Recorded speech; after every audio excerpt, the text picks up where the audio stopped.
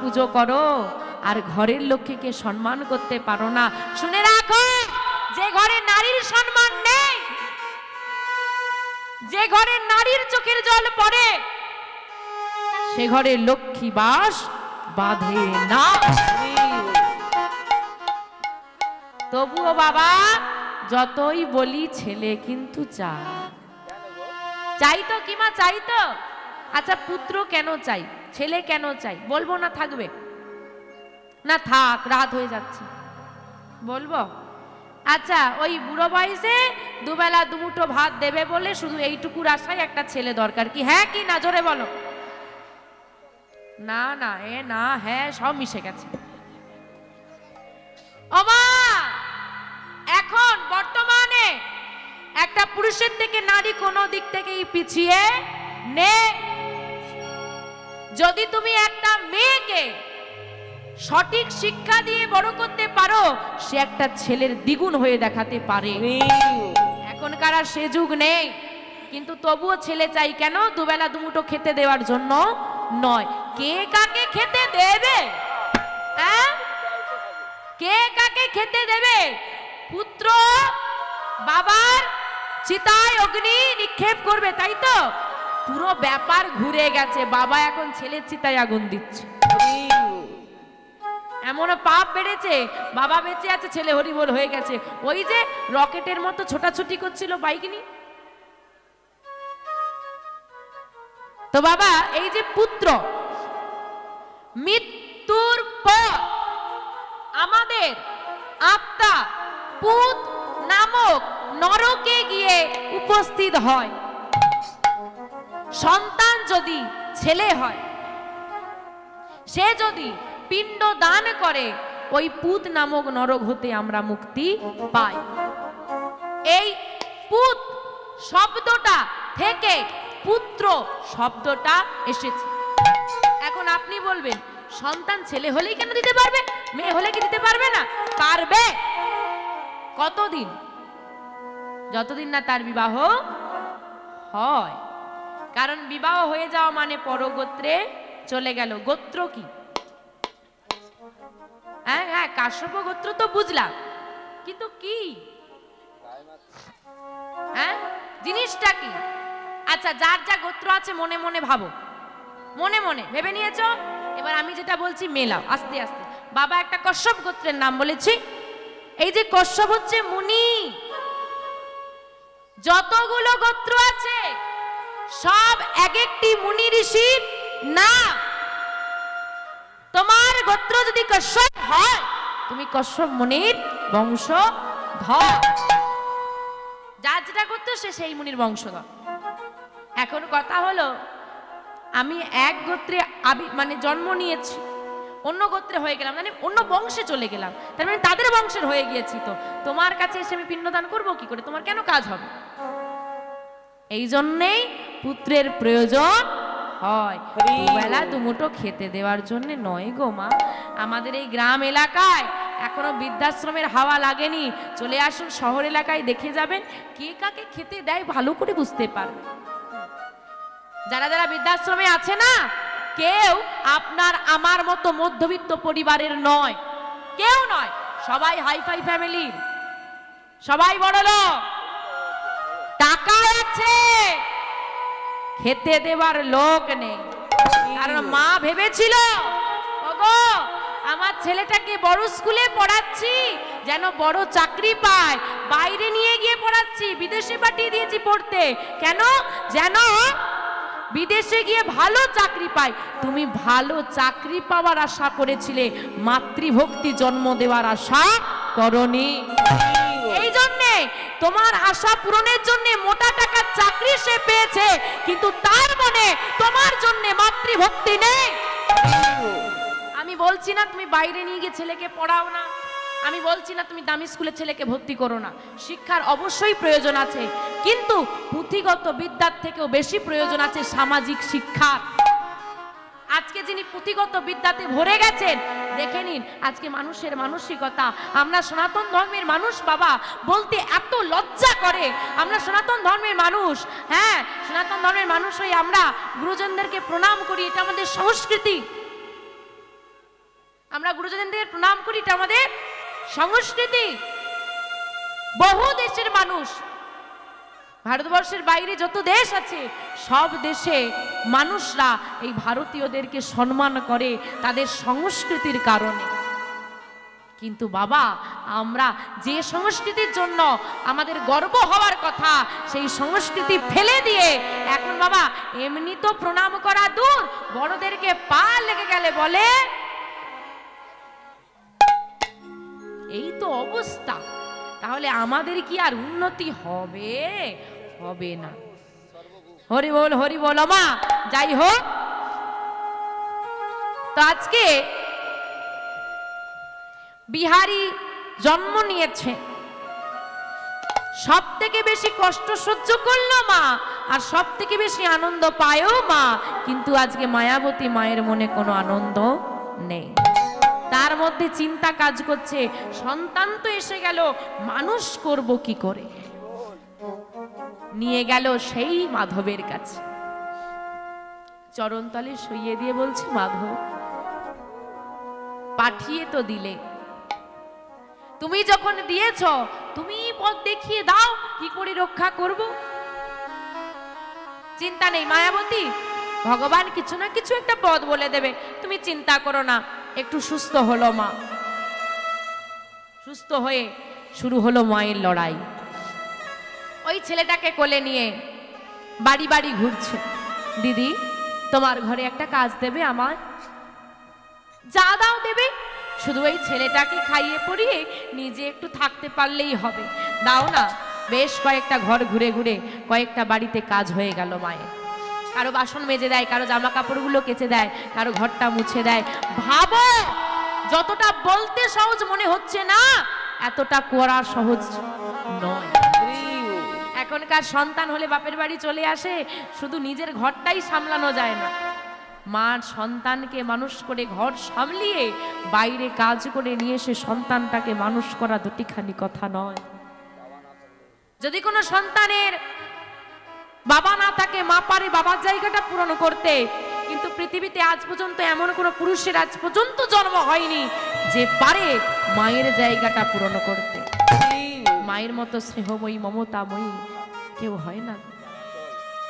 মায়ের শতচ্ছিন্ন আঁচল, সেটা দিয়েই যদি ওই সন্তানকে ঘিরে দেয় না, তরবারিরও ক্ষমতা নেই ছিন্ন আঁচলটাকে ভেদ করে সন্তানের গায়ে আঘাত আনতে পারে। এই হলো মা। তো বাবা ওই সন্তানটাকে শুইয়ে দিয়ে মা কাজ করছে, হঠাৎ কেঁদে উঠেছে বাচ্চা, ছুটে গিয়ে মা স্তনদুগ্ধ পান করিয়ে আবার বসে এসে কাজ করে, সন্তানকে শুইয়ে দিয়ে হাতে কাজ করে আর বদনে নাম গায়। মা গায় আর ছেলেটা শোনে। আর আপনারা আজকে কি করছেন? শুনছেন। নববিধা ভক্তির প্রথম অঙ্গ শ্রবণ। শ্রবণং কীর্তনং বিষ্ণু শরণং পদসেবং অর্চনং বন্দনং দাস্য সখ্য আত্ম নিবেদনম। সখ্য আত্ম নিবেদন। প্রথম হচ্ছে মা শ্রবণ। বলছে শ্রবণের মধ্যে দিয়ে যত তাড়াতাড়ি ভক্তি প্রবেশ করে, ভক্তি হৃদয়ে আসে, অন্য কোনো পথে আসে না। তা ছেলেটা শুনছে, ভাবো গর্ভে থাকাকালীন এমনিতেই তো নামে মেতে গেছে, আবার জন্ম হওয়া থেকেই সেই কানে একটাই নাম যাচ্ছে। মা সর্বদা গায়, ভজ শ্রীকৃষ্ণ কহ শ্রীকৃষ্ণ লহ শ্রীকৃষ্ণে নাম রে। ভজ শ্রীকৃষ্ণ কহ শ্রীকৃষ্ণ লহ শ্রীকৃষ্ণ নাম রে। ভজ শ্রীকৃষ্ণ কহ শ্রীকৃষ্ণ লহ শ্রীকৃষ্ণের নাম রে। ভজ শ্রীকৃষ্ণ কহ শ্রীকৃষ্ণ লহ শ্রীকৃষ্ণ নাম রে। ভজ শ্রীকৃষ্ণ কহ শ্রীকৃষ্ণ লহ শ্রীকৃষ্ণের নাম রে। ও মা, কৃষ্ণকে ডাকলে আরেকজনকে ডাকতে হবে, সে কে? রাধা। রাধা কৃষ্ণ, রাধা মাধব, রাধে শ্যাম, আগে রাধারানী তারপর কৃষ্ণ। রাধারানী হলো আশ্রয়, গোবিন্দ হলো বিষয়। আশ্রয় না করলে বিষয় পাওয়া যায় না। কিন্তু বর্তমানে কলিযুগ, আর সেই কলিযুগের জীব আমরা, দুজনকে ডাকা লাগে না, একজনকে ডাকলে দুজনকে পাওয়া যায়। সে কে? বহিরঙ্গে রায় অন্তরঙ্গে শাম, দুই মিলিয়ে এক হলো গৌর গুণধাম। তাই আমরা সবাই মিলে কি গাইব গো? ভজ গৌরাঙ্গ কহ গৌরাঙ্গ লহ গৌরাঙ্গের নাম রে। ভজ গৌরাঙ্গ কহ গৌরাঙ্গ লহ গৌরাঙ্গের নাম রে। ভজ গৌরাঙ্গ কহ গৌরাঙ্গ লহ গৌরাঙ্গের নাম রে।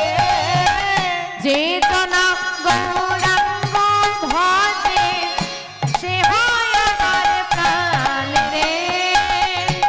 যে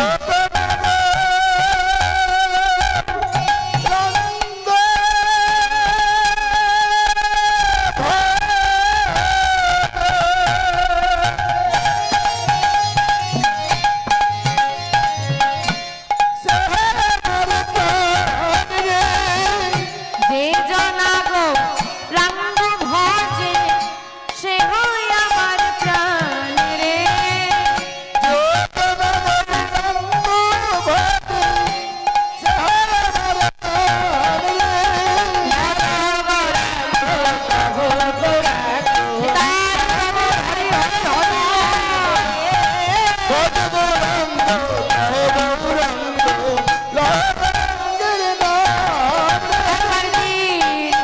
গেলে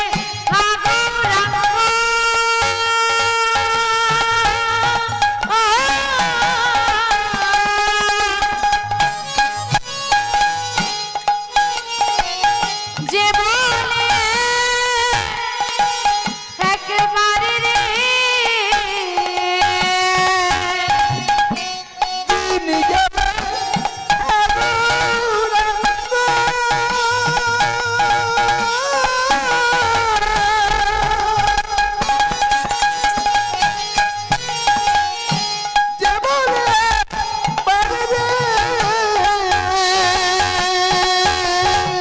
সেই জন্য দয়াল, সেই জন্য আমার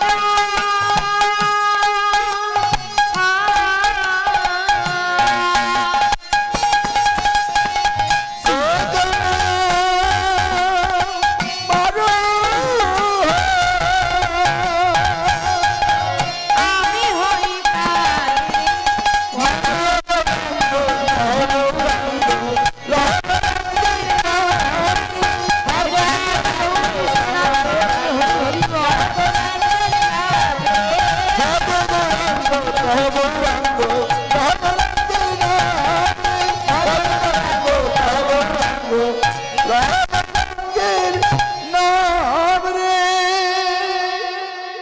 আমা। দেখতে দেখতে বিহারী বড় হচ্ছে ভক্তি জগতে। ছেলেটার বয়স হয়ে গেল 5 বছর। আয় তো বাড়ছে না বাবা, ছেলে বড় হচ্ছে মানে ব্যয় বেড়েই চলেছে। দেখতে দেখতে অভাব শুরু হলো। অভাব এখন চরমে। চরম অভাবটা কিরকম বাবা? যে ঘরে দুবেলা দুমুঠো পেট পূরণ খাবার পাওয়া যায় না, সেই অভাবের কষ্টের মতো আর কোনো কষ্ট হয় না। বিহারীকে সেবা দিয়ে অর্ধেকের বেশি দিন মায়াবতী মা অভুক্তই থেকে যায়। বিহারী বুঝতে পারল আমার ঘরে অভাব, আমার মা না খেয়ে ঘুমিয়ে যায়, আমাকে কিছু একটা করতে হবে। কিন্তু কি করব আমি? আমি যে বড় ছোট, আমাকে কেউ করে কোনো কাজ দেবে? ওই মায়াবতী মায়ের থেকে যেমন শিক্ষা পেয়েছে, ছেলেকেও তাই শিখিয়েছে। ওই বন্ধুর কাছে কি বলছে, বন্ধু তুমি বলো দেখি, আমার মায়ের এত কষ্ট আমি কি সহ্য করতে পারি? তুমি কি কিছু করতে পারো না? সকালবেলায় দেখো, ছেলে যখন ছোট আছে শুইয়ে দিতে পারবে, হ্যাঁ, ছেলে যদি বড় হয়ে যায় বকাঝকা দিয়েও ঘরে রাখা বড় মুশকিল। বাচ্চা মানুষ তো, বন্ধুদের সঙ্গে খেলা করছে, মা পাশের বাড়িতে কাজ করছে, ছেলেটা যেমন খেলে সবার সঙ্গে খেলছে। হঠাৎ করে বিহারি খেলা ছেড়ে দিয়ে ছুট দিয়েছে। বন্ধুরা ডাক দিচ্ছে, বিহারি কোথায় যাচ্ছিস কি? এই বিহারি শোন, দাঁড়া, আসছি আমি, দাঁড়া। ছুটতে ছুটতে ছুটতে ছুটতে এসে দাঁড়ালো ওই মাঠের পাশে থাকা একটা বড় বাড়িতে। বাড়ির সামনে একটা বড় গোশালায় আছে। গোশালা মানে গোয়াল ঘর, গাভী বাঁধা আছে। এইখানে এসে চিৎকার জুড়েছে, বাবু বাবু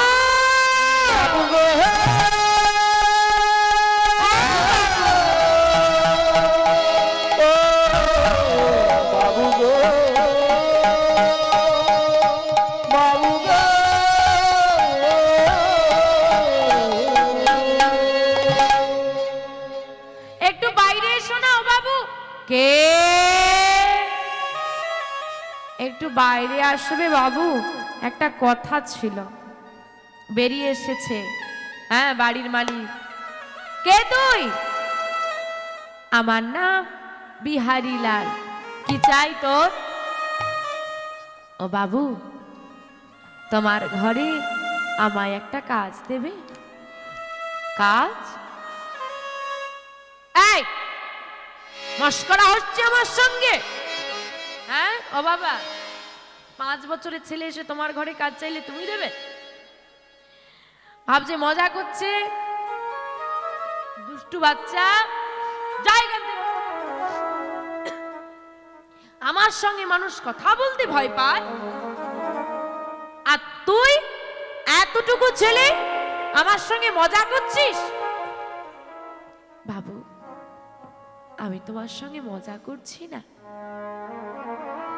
আমার সত্যি একটা কাজের বড় দরকার। দাও না, দাও না একটা কাজ।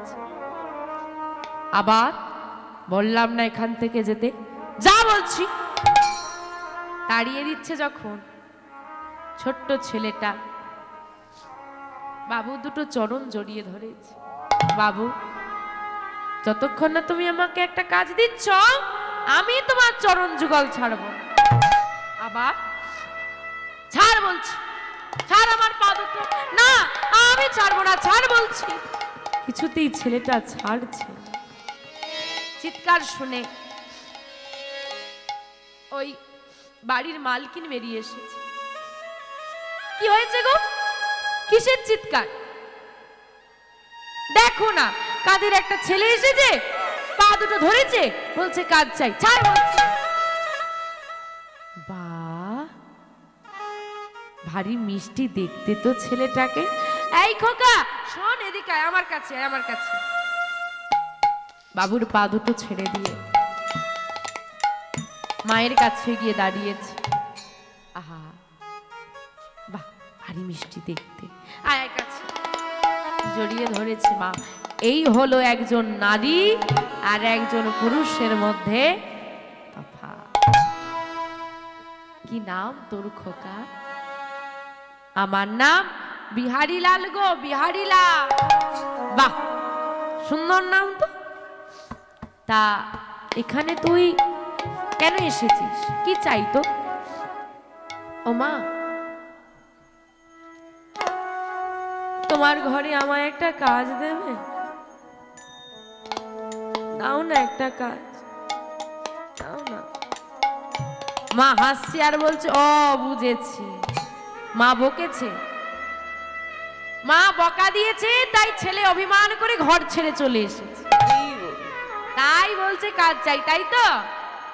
আমার মাঝে আমাকে বড় ভালোবাসে, আমার মাঝে আমায় কোনোদিন বকে না গো।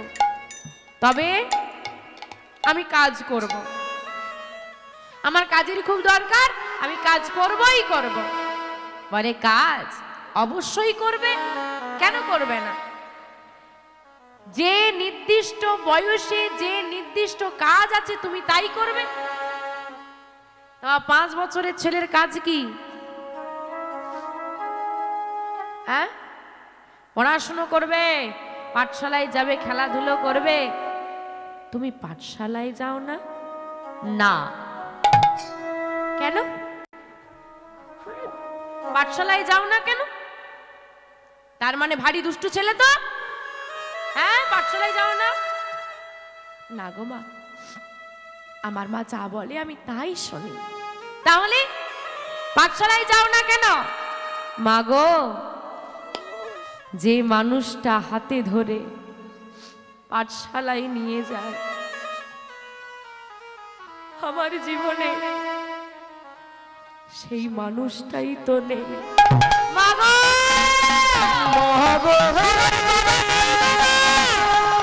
আমার বাবা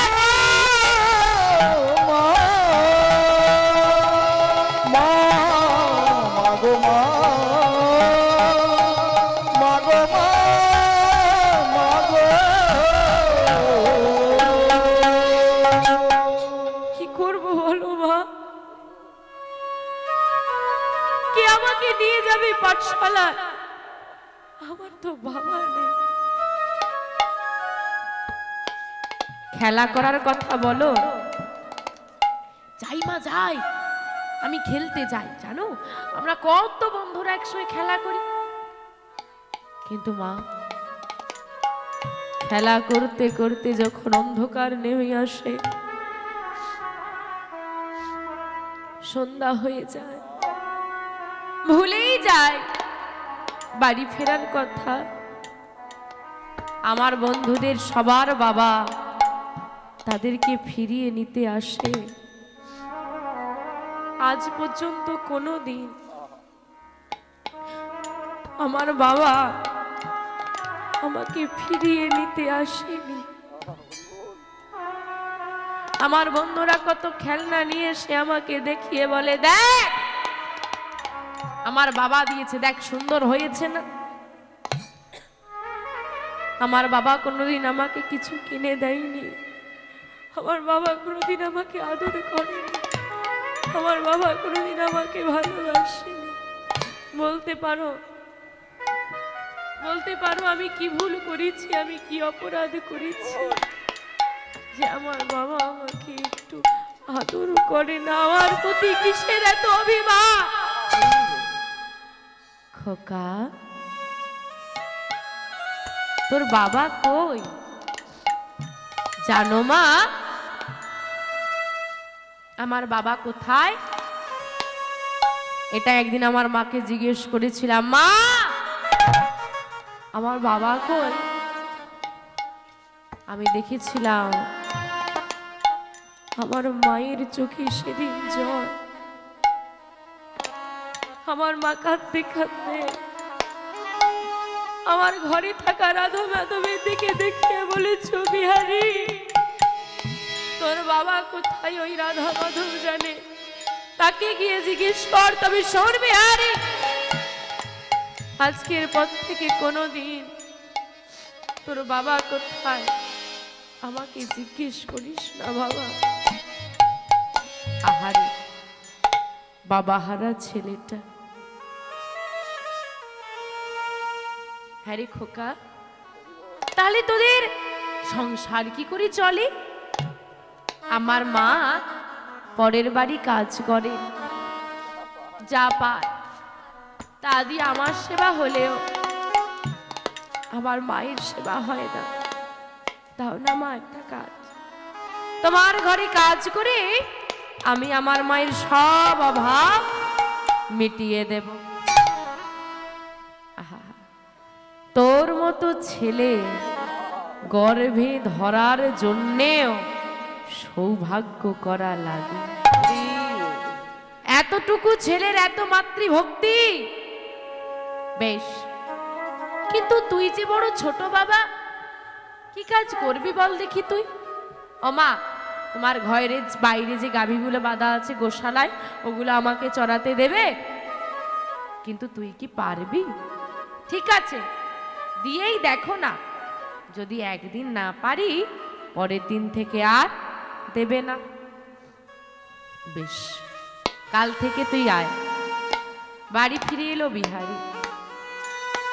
মাকে যখন সব বলেছে, মা বলছে বিহারী তুই যে বড় ছোট, তোকে কি করে কাজে পাঠাই বল।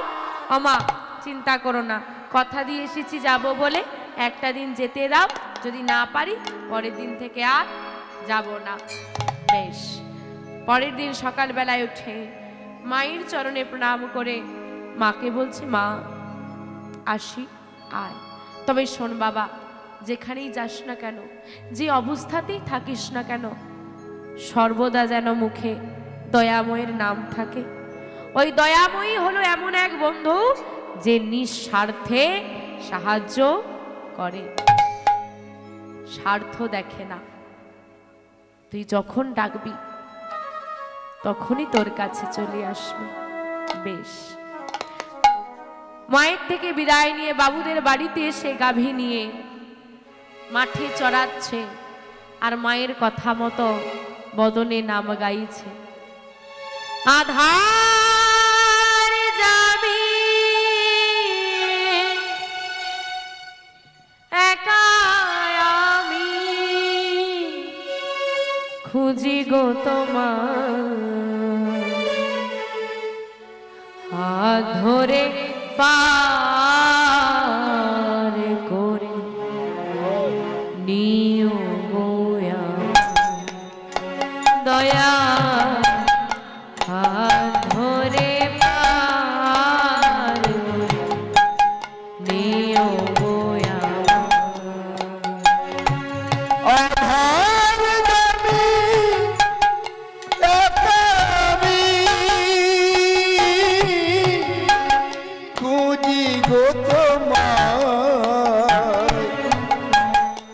আখরে পার করে নিও গো আমার দয়াল, আখরে পার করে নিও গো আমার। আধার যাবি একা আমি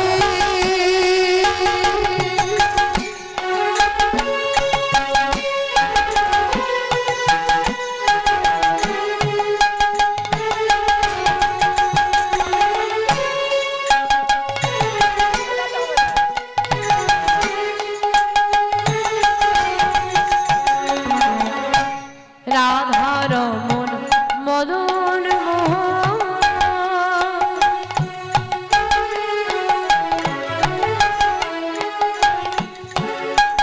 ও গো গিরিধারী,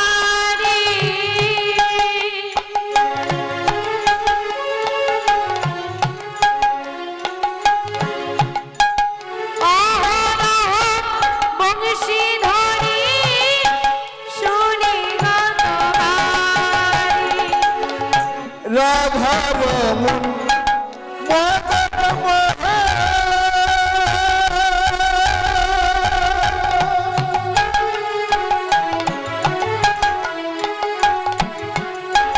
ও গিরি ধারী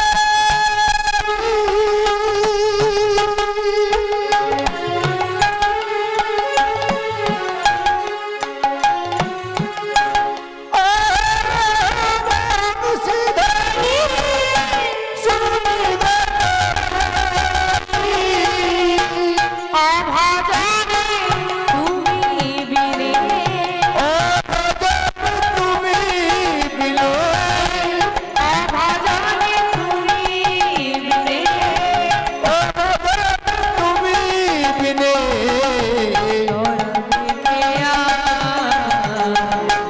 হাত ধরে পার করে নিও গো আমার দয়াল, হাত ধরে পার করে নিও গো আমার। আধার যাবি একা আমি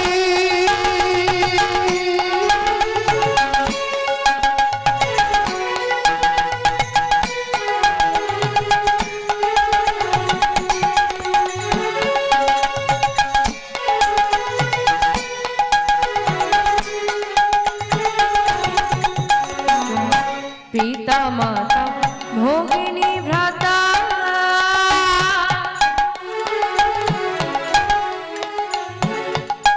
দুটি দিনের দেখা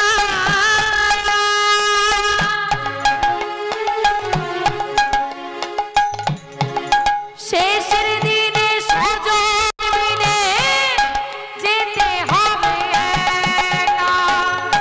মাতা পিতা ভগ্নী ভ্রাতা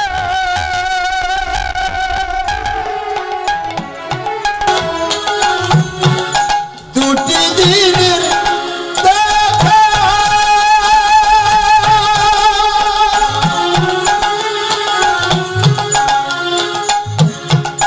শেষের দিনে সেজন মিলে যেতে হবে একা।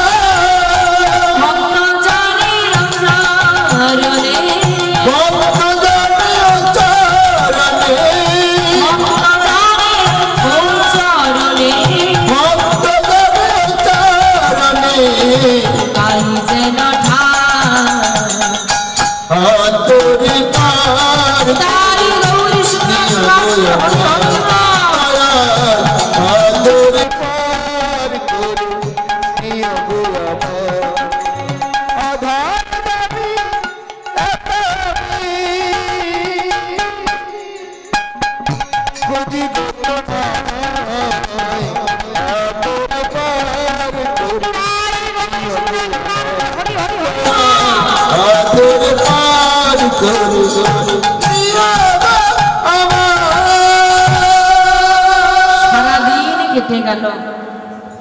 সারাদিন পর গরু চড়িয়ে ফিরে এলো বিহারী। বাবুদের বাড়িতে গাভী দিয়ে বলছে, মা আমি তো কাজে কোনো ভুল করিনি বলো। কই না তো। তাহলে কি আমি রোজ কাজে আসতে পারি? বেশ, আজ থেকে তুমি রোজ কাজে আসবে।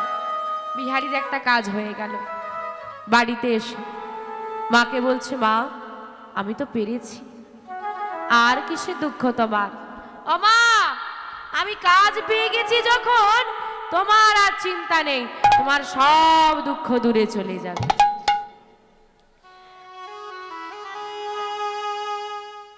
এবার থেকে বিহারী প্রতিদিন গরু চড়াতে যেতে শুরু করলো। একদিন, দুদিন, 3 দিন, বেশ কিছুদিন ভালোই কেটে গেল। আজকেও প্রতিদিনের মতো আজকেও গরু চড়াতে গেছে। আর গরু চড়াতে গিয়ে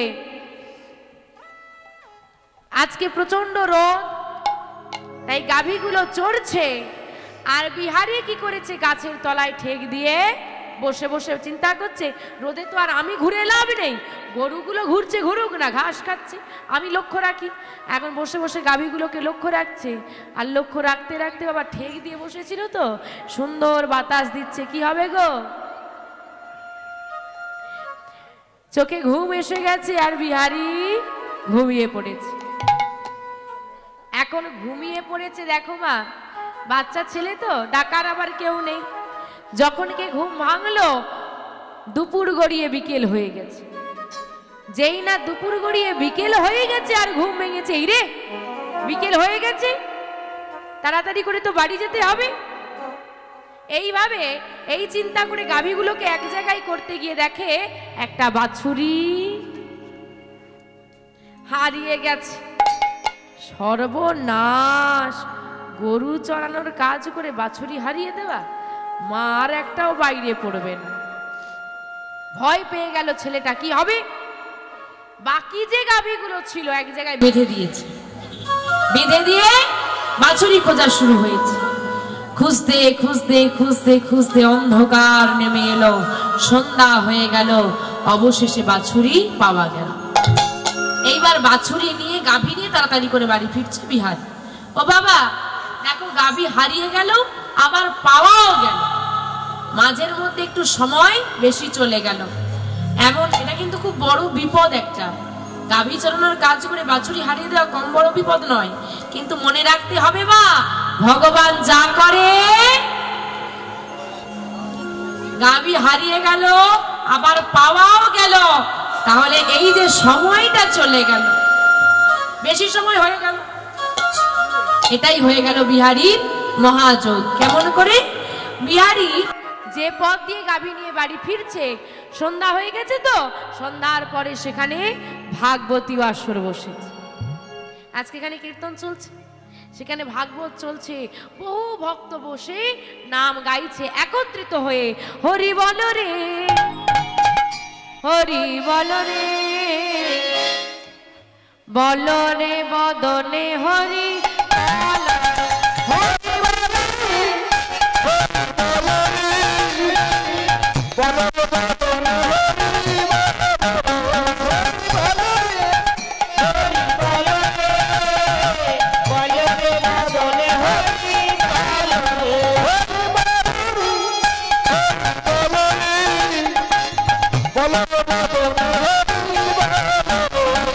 হরি বল, হরি বল, হরি বল ভাই, হরি নাম ছাড়া জীবের আর গতি না।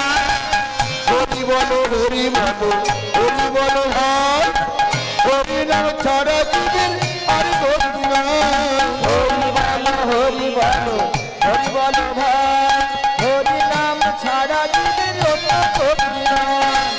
হরি বলো হরি বলো হরি বলো ভাই, হরি নাম ছাড়া জীবের অন্য গতি নাই। হরি বল, হরি বল রে, বল রে বদনে হরি বল রে,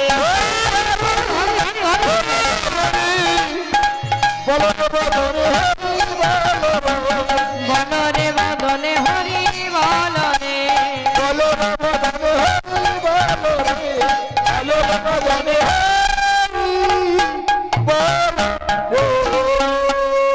বাহ, বেশ নাম হচ্ছে তো। তা এক কাজ করে একটু দাঁড়িয়ে থাকি, একে তো দেরি হয়ে গেছে, আবার দাঁড়িয়ে দাঁড়িয়ে শুনছে। আমার এইবার পাঠক ঠাকুর পাঠ শুরু করেছে।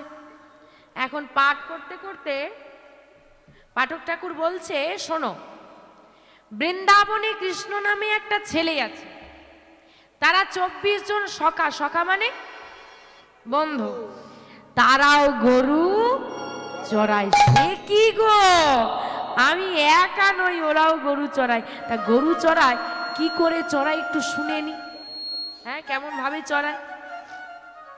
আর পাঠক ঠাকুর বলছে, তারা যে শুধু গরু চড়ায় তা নয় গো, তারা কটা গরু চড়ায় জানো? কটা গরু নন্দরাজে? 9 লক্ষ ধেনু। ওরে বাবারে, 9 লক্ষ ধেনু। তারপর শুনি, তারপর শুনি। পাঠক ঠাকুর বলছে, শোনো, তারা যে শুধু গাভী চড়ায় তাই না, তারা গাভী চড়াতে চড়াতে প্রতিদিন একসঙ্গে বিনোদ খেলা খেলে। বিনোদ মানে নতুন, প্রতিদিন নতুন নতুন খেলা খেলে। গাছের ফল পেড়ে খায়, একসঙ্গে সবাই মিলেমিশে থাকে, যমুনা থেকে জল পান করে। আবার কারোর গাভী যদি হারিয়ে যায়, অন্য পথে চলেও যায়, ভুল পথে, ওই ওদের রাখাল রাজা কে গো? কৃষ্ণ। কৃষ্ণের হাতে একটা কি আছে? ওই বাঁশি বাজালে গাভী আপনার ফিরে আসে, তাকে খোঁজা লাগে না। যেই না এই কথা শুনেছে, আপনাদের মাথায় কি বুদ্ধি এলো জানি না, বিহারীর মাথায় একটা বুদ্ধি এসে গেল, কি কম গরু চড়ালে কম মাইনে, আর বেশি গরু চড়ালে। এখন বড় লোক হতে কে না চায়? সবাই তো বেশির পেছনে ছুটছে, বিহারী তার অন্যথা কেন? বলে, দেখো একা একা গরু চড়াই ভালো লাগে না, ওরা 24 জন, আমি চলে গেলে হয়ে যাবে 25 জন। 25 জন মিলে 9 লক্ষ ধেনি চড়াবো, বেশি গরু চড়াবো, বেশি মাইনে পাবো। আবার এই যে আজকে আমার বাছুরি হারিয়ে গেল, একা একা খুঁজতে হলো। যদি ওই কৃষ্ণের বন্ধু হয়ে যেতে পারি, আমার গাভী হারিয়ে গেলে অসুবিধে নেই। ওই তো বাঁশি তো আজ সব রকম সুযোগ সুবিধা যখন বৃন্দাবনে, আমিও যাব বৃন্দাবন। মনে জেগে গেল, যাব বৃন্দাবন। চলে এলো, যার ঘরের গাভী, তাকে গাভী দিয়েছে, দিয়ে বলছে, মা আমার যা মাইনে হয়েছে আমাকে দিয়ে দাও, তোমার ঘরে আমি আর কাজ করব। কেন রে? বলে, আমি ভালো কাজ পেয়ে গেছি, তোমার ঘরে আর থাকবো না। মা কিছু মুদ্রা দিয়েছে বিহারীকে, চলে এসেছে। মা বলছে, খোকা এত সন্ধ্যা পর্যন্ত কোথায় ছিলি তুই? হ্যাঁ, কত চিন্তা করছি। বলে, ও মা এই নাও ধরো, কোথায় পেলি তুই এই মুদ্রা? জানো না মা, যার ঘরে আমি কাজ করতাম সে দিয়েছে। 1 মাস হলো না, এরই মধ্যে দিয়ে দিল কেন? আরে আমি তো বলেছি তার ঘরে আমি আর কাজ করব না। কেন? আমি ভালো কাজের ঠিকানা পেয়েছি। কোথায়? বৃন্দাবনে। এই বলছি, জানিস বৃন্দাবন কত দূর? সেখানে তোকে কে কাজ দেবে? তুমি জানো না, যা ঘটনা ঘটেছে মাকে সব খুলে বলেছি। আর ছেলের কথা শুনে মায়ের তো মাথায় হাত। ওরে পাগল ছেলে, ওখানে যে ভাগবত কথা হচ্ছে রে, ও সব আগে হয়েছিল। কৃষ্ণ গরু চড়াতো, সখা ছিল, নবলক্ষ ধেনু ছিল, এখন আর কিচ্ছু নেই। তুমি আমাকে ভুল বুঝাচ্ছ? হ্যাঁ, কিছু নেই, সব আছে। এখন মা ছেলেকে বোঝাচ্ছি কিছু নেই, আর ছেলেও শুনবে না। মা বিরক্ত হয়ে বলছে, এই আমার কথা তোর বিশ্বাস হচ্ছে না? বলে না। বলে তাহলে যার মুখ থেকে শুনেছিস তুই তাকে গিয়ে জিজ্ঞেস করে আয়।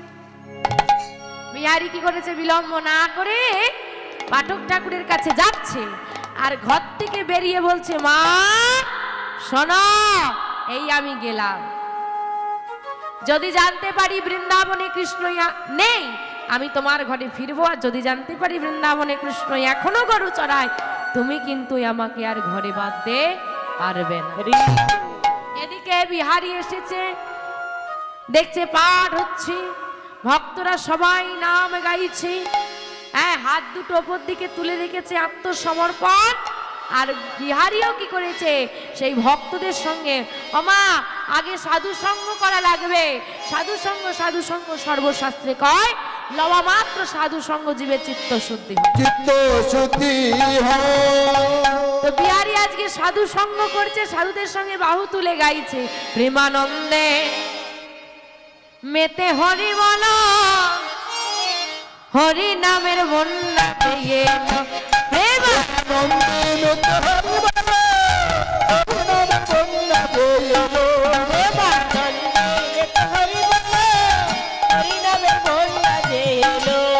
প্রেমানন্দে মেতে হরি বল, যাই বলি হারি ওপর তরঙ্গ ভারী,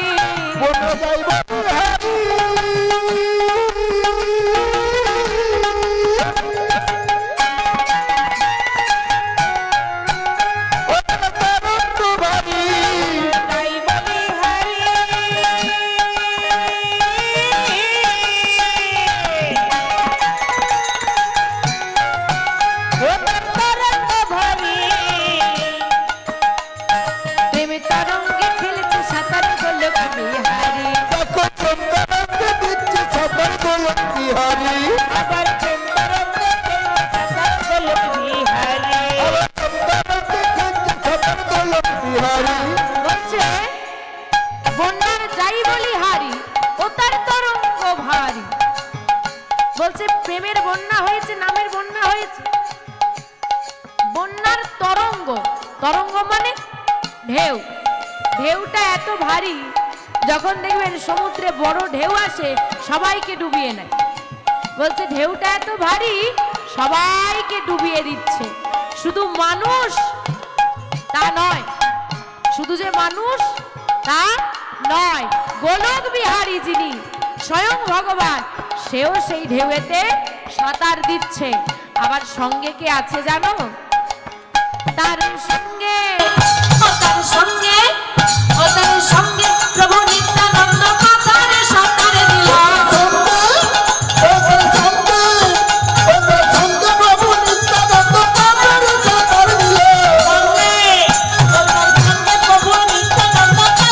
সাঁতার দিল।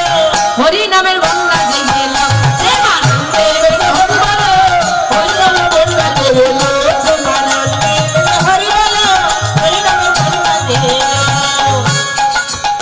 এমন বন্যা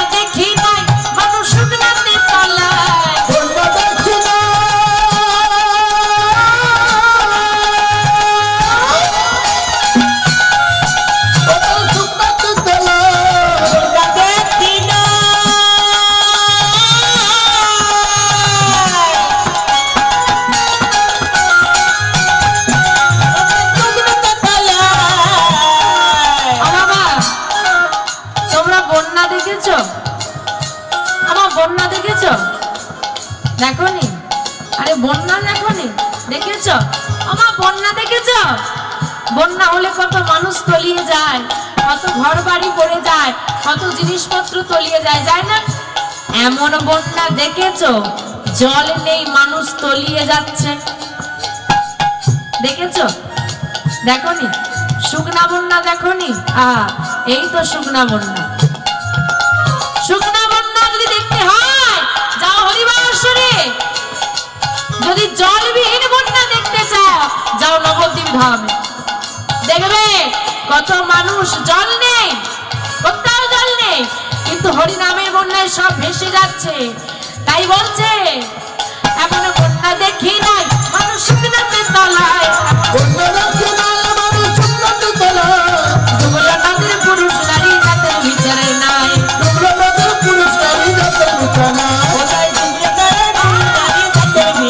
কথাগুলো এত সুন্দর, বলছে বন্যা দেখি নাই শুকনাতে তলায়, ডুবলো নদীর পুরুষ নারী। আজকে এখানে হরিবাসরের আয়োজন করা হয়েছে। এখানে কিন্তু এমন কোন নিয়ম বরাদ্দ করা নেই যে আজকে এখানে কীর্তন শুনতে শুধু বাবারা বসবে, মায়েরা বসবে না। বলেছে? বলেনি? আবার বলেছে কি মায়েরা বসবে, বাবারা শুনতে পারবে না? নেই, পুরুষ নারী সবাইকেই ডুবাচ্ছে। আবার বলছে কি জাতের বিচার নাই।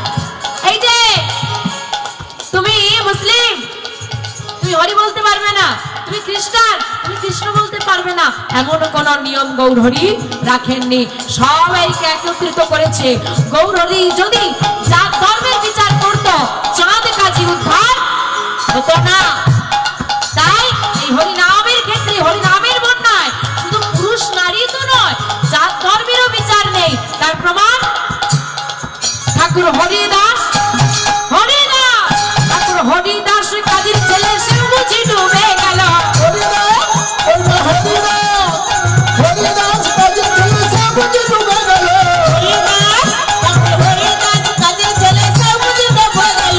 হরিনামের বন্যা দিয়ে এলো, হরি বলো, হরিনামের বন্যা দিয়ে এলো।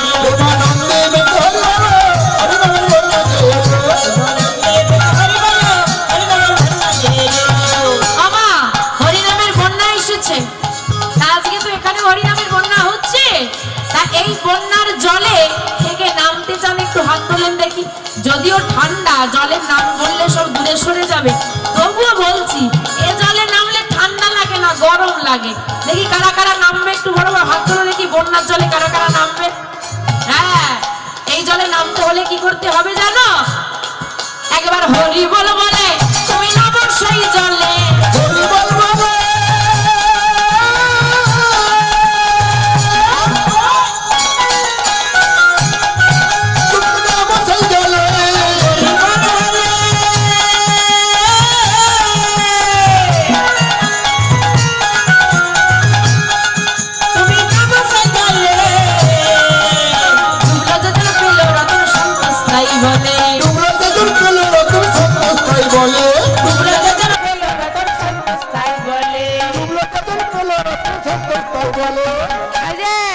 হরিনাম করলে কি পাবো? বলে হরিনাম করলে রতন পাবে। ডুবলো যে জন পেল রতন। কিন্তু বাবা আমরা যখন ডুবি, জলে ডুবি, হাবুডুবু খাই, আর ডুবুরিরা ডুবে রতন তোলে।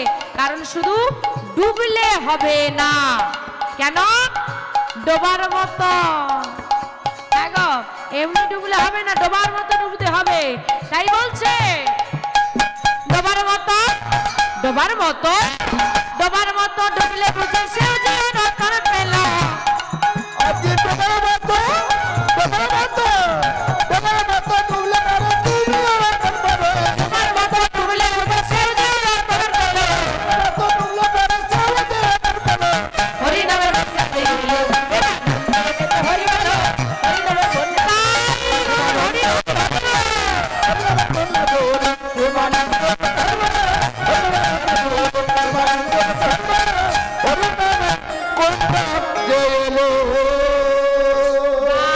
খুব আনন্দ পেয়েছি।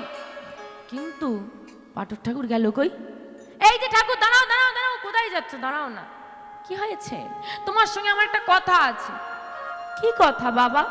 এই যে তুমি এতক্ষণ ধরে ওই যে একটা কৃষ্ণ নামে ছেলের কথা বলছিলে গো, যার নবলক্ষ ধেনু 24 জন সখা, হ্যাঁ বলেছি তো। বলি ওই কৃষ্ণ কি এখনো বৃন্দাবনে গরু চড়ায়? আমি গেলে কি কৃষ্ণকে দেখতে পাবো? ওরা তো 24 জন সখা আছে, আমাকে কি তাদের বন্ধুর দলে নেবে? অবাক হয়ে পাঠক ঠাকুর তাকিয়ে আছে আর চিন্তা করছে, আমিও তো শাস্ত্রে পড়েছি এখনো বৃন্দাবনে কৃষ্ণই আছে, কিন্তু সচক্ষে তো আমিও দেখিনি। কি করে বলবো আছে? অদ্যবধি সেই লীলা করে গৌর রায়, কোন কোন ভাগ্যজনে সে লীলা দেখিবারে কিন্তু দেখার মতো চোখ লাগবে, এই অসার চোখে দেখা যায় না। এ তো অসার চোখ, যা দেখে তাই বিশ্বাস করে, কিন্তু যা দেখা যায় তা সবসময় সত্যি হয় না। এই চোখ দুটো সত্যের সন্ধান করতে পারে না। এই হৃদয়ের এই ভক্তির নয়ন যদি না উন্মোচন হয়, গোবিন্দের দর্শন পাওয়া যে যায় না। শোন, তোর নাম কি খোকা? আমার নাম বিহারী। ও তা শোন বিহারী, এখনো কৃষ্ণ বৃন্দাবনে আছে, এখনো গরু চড়ায়। হ্যাঁ রে, আচ্ছা আমি গেলে দেখতে পাবো না? তুই গেলে দেখতে পাবি না। আচ্ছা আমাকে বন্ধু করে নেবে না? তোকে বন্ধুও করবে না। কেন? আমি দেখতে পাবো না কেন? আমি বন্ধু করতে পারবো না কেন? সে যে সবাইকে ধরা দেয় না, তবে ধরা দেয় না তো বন্ধু হব কি করে? বলে সে তো সবার বন্ধুও হয় না। কার বন্ধু হয়? কার বন্ধু হয় জানিস? যে তাকে অনেক ভালোবাসতে পারে তবেই সে তার বন্ধু হয়। তুই কি পারবি ভালোবাসতে? পারব। আমি কৃষ্ণকে অনেক ভালোবাসবো, তাহলে কৃষ্ণ আমাকে বন্ধু করে নেবে তো? অবশ্যই বন্ধু করে নেবে। যদি তুই ভালোবাসার মতো ভালোবাসতে পারিস, অবশ্যই সে তোকে বন্ধু করে। বেশ, আমি আজই যাব বৃন্দাবনে। আমি কৃষ্ণকে অনেক ভালোবাসবো, আমি আজই বৃন্দাবনে যাব। দাঁড়া খোকা। এই বিহারী, তুই যে বৃন্দাবনে যাবি, তা তোর কি গুরু দীক্ষা গুরু শিক্ষা হয়ে গেছে? কই না তো। বলে গুরু দীক্ষা গুরু শিক্ষা যদি না হয়, গোবিন্দ ধরা দেয় না। কি গো মা, এটা শুধু বিহারীকে বললো না, আমাদের সবাইকে বলছে। যদি গুরু দীক্ষা গুরু শিক্ষা না হয়, গুরু কর্ণ নাহি হয়, গোবিন্দ কৃপা হয় না। কারণ গুরু ছাড়া গোবিন্দ পাওয়া যায় না। তাই বলছে, আয় বিহারী আমার কোলে বস। ওই পাঠক ঠাকুর ওইখানে বসে বিহারীকে কোলে নিয়ে শ্রুতিমূলে কৃষ্ণ নাম দিয়ে দিলে। যেই না কৃষ্ণ নাম দিয়ে দিয়েছে, বলছে এবার তাহলে একটু প্রণাম করে নি। প্রণাম করে নিয়ে বলছে, এনে তোকে আশীর্বাদ করলাম, তোর কৃষ্ণ দর্শন হোক। গুরুদেবের আশীর্বাদ মাথায় পেয়ে গেল, মহাবল পেয়ে গেল। এবার আসি। বলে দাঁড়া, চলে গেলে হবে? আরে গুরু দীক্ষা নিলে হবে। গুরুদেবকে কি দিতে হবে? দক্ষিণা দিয়ে যা। এই রে, আমার কাছে তো কিছু নেই গুরুদেব, কি করে তোমাকে দক্ষিণা দেব? আমার তো নিজেরই কিছু নেই। বলে এখন তোকে দিতে হবে না, পরে লাগবে। পরে কি লাগবে গো? কি লাগবে জানিস? শোন, তুই তো বৃন্দাবনে যাচ্ছিস, ওই যে তোর বন্ধু কৃষ্ণের সঙ্গে দেখা করতে যাচ্ছিস। যদি তোর বন্ধু কৃষ্ণের সঙ্গে তোর দেখা হয়ে যায়, তোর কৃষ্ণকে বলে দিবি যেন আমাকেও শেষ দিনে হাতে ধরে পারাপার করে দেয়। এটুকু বললেই হবে? বলছে হ্যাঁ, এটুকু বললেই হবে। কিন্তু সে তোমাকে ভক্তচরণে নিবেদন, গৃহ কর্তৃপক্ষ থেকে প্রসাদের ব্যবস্থা রেখেছেন। আপনারা কীর্তন শ্রবণ করুন এবং প্রসাদ না নিয়ে কেউ চলে যাবেন না, সবাই প্রসাদ নিয়ে বাড়ি যাবেন। নিতাই গৌরী সীতানাথ প্রেমানন্দে হরি বল। আচ্ছা আমি তো নয় এটুকু বলে দিলাম, কিন্তু সে তোমাকে চিনবে কি করে? সে সবাইকে চেনে, তোকে অত কিছু বুঝতে হবে না, তুই শুধু এইটুকু বলে দিলেই হবে। আচ্ছা বেশ গুরুদেব আসি। এইবার গুরুদেবের থেকে বিদায় নিয়ে ঘরে ফিরে এলো বিহারী। ঘরে এসে মায়ের থেকে বিদায় নিয়ে ছোট্ট ছেলেটা নয়ন জলে মাকে ভাসিয়ে দিয়ে চলে যাচ্ছে বৃন্দাবনের পথে কৃষ্ণ সেবায়। তাই চলুন মা, বিহারীর সঙ্গে আমরাও যাব বৃন্দাবনে। কৃষ্ণ বলে দুই বাহু তোলে এসো না ভাই, হরি বলে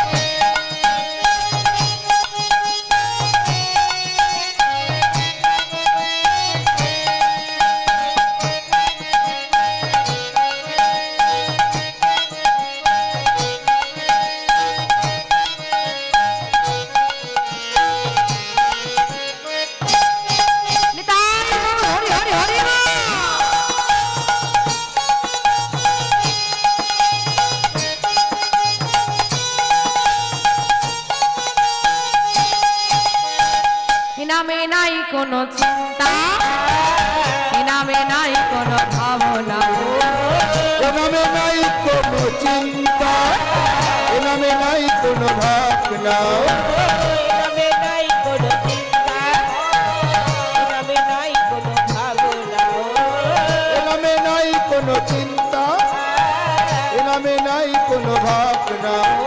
মগন ভরে এই নামে গান, মগন ভরে এই নামে গান, এই নামে গান, মগন ভরে এই নামে গান। বলো বলো কৃষ্ণ কৃষ্ণ নাম। কৃষ্ণ বলে বাহু তোলে চলো রে মোর বৃন্দাবনে, কৃষ্ণ বলে বাহু তুলে চলো রে মন বৃন্দাবনে।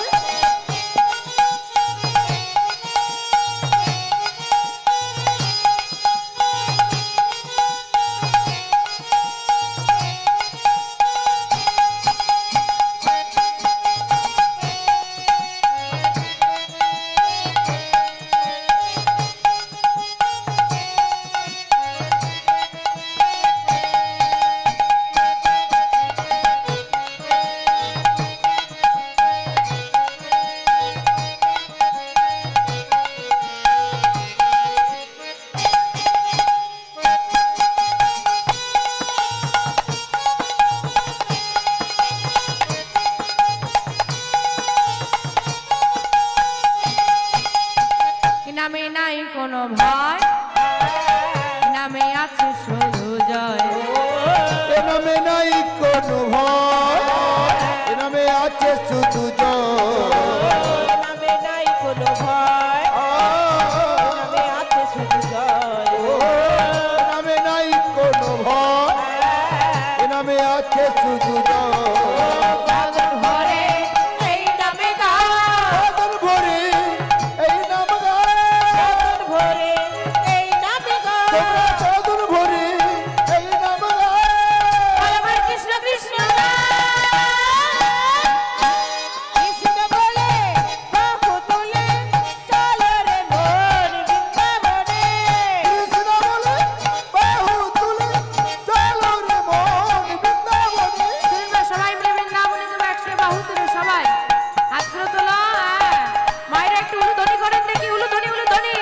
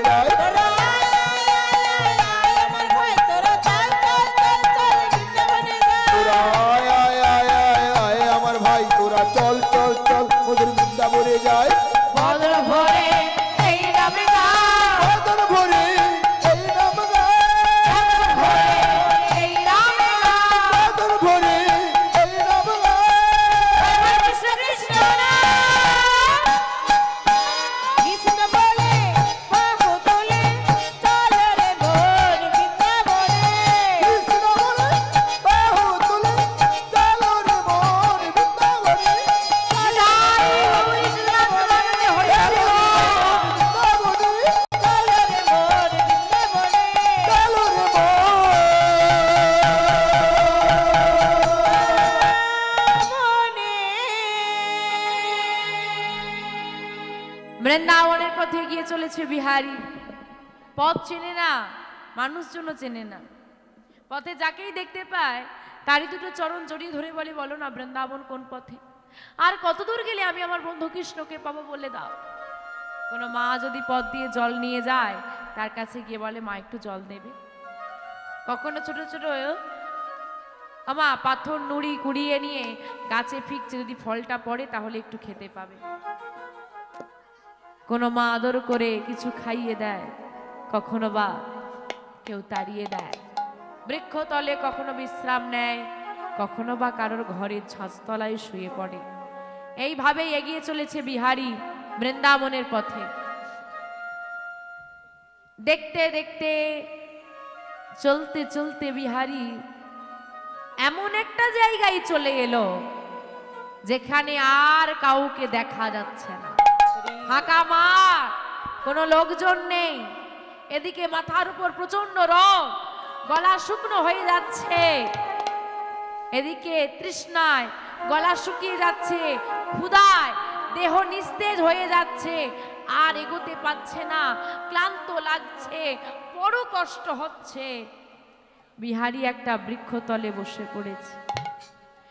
বসে বসে মনে মনে চিন্তা করছে, ওমা, যখন আমাদের কষ্ট হয় সবার আগে কার কথা মনে পড়ে? কার কথা মনে পড়ে? মায়ের কথা।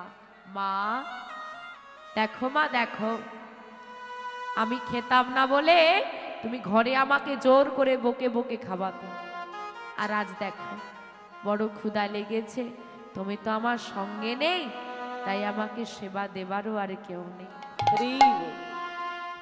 কিন্তু মা বলেছে দয়াময়কে ডাকতে, সে নাকি বন্ধু, সে নাকি সাহায্য করে। হে দয়াময়, আমি জানি না তুমি কোথায় থাকো, কেমন দেখতে, কিন্তু আমি এটুকু জানি তোমাকে ডাকার মতো ডাকলে তুমি নাকি সাহায্য করো। ও দয়াময়, একবার সাহায্য করো। ভগবান কি যেই না ডেকেছে মা, আর কি থাকতে পারে? ওই বৃন্দাবন চন্দ্র কৃষ্ণ আমার ব্রজ বালকের বেশে ধারণ করে, ওই মাথায় একটা পাগড়ি বেঁধে, পাগড়ি বেঁধে কাঁধে দইয়ের ভাণ্ড নিয়ে, ওগো দইওয়ালার বেশে ধারণ করে, ভক্তাধীন ভগবান আমার ওই ভক্তকে সেবা দেবে বলে এই রোদের মধ্যে ঘুরছে। পথে পথে ঘরে আর বলে, বলো কে গো দই নেবে? আমরা সর্বদা বলি ভগবানের কিছু কাজের নয়, কি করবে? ওগো একবার ভেবে দেখো, যদি তুমি তাকে ডাকার মতো ডাকতে পারো, ওই ভক্তাদের ভগবান আমার তোমারে নাকি সাড়া